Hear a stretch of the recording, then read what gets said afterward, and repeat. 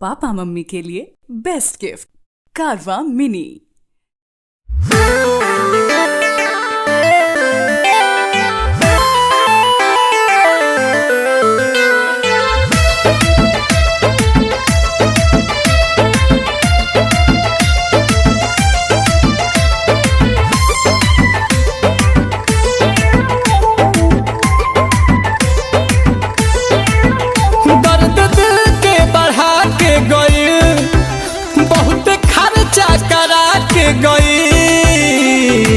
ये भात दोनों खाली बा ठंडो लगता।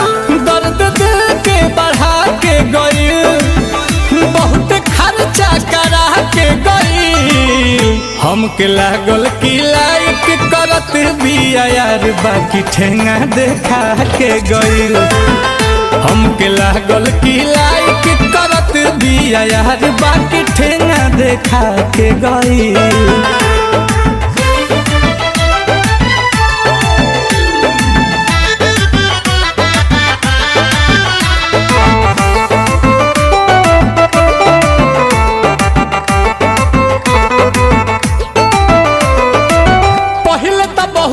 बनल भोली भाली, बाद में तो साफा निकल गइल जाली।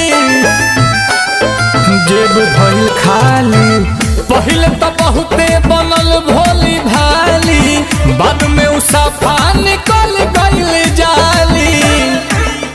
एगो चूमा चिखा के गइल, ज्यादा चूना लगा के गइल।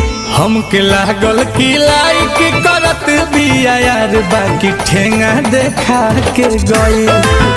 हमके लागल की लाइक करत भी यार, बाकी अंगूठा देखा के गई।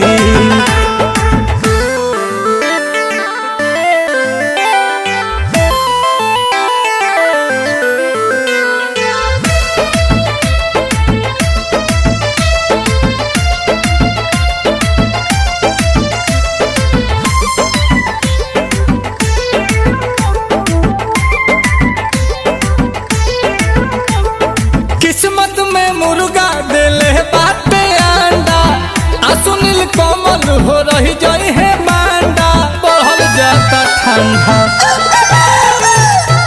किस्मत में मुर्गा देले बाटे अंडा, सुनील कोमल हो रही जई है बांडा।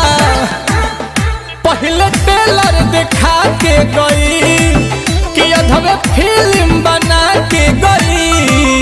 हमके लागल पसंद करत भी यार, बाकी ठेंगा देखा के गई।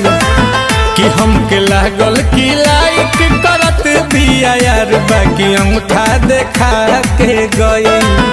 बाद में जीहू बिरा के गई। अरे पूरा इंडिया हिली बाबू, खाली तू देखत जा।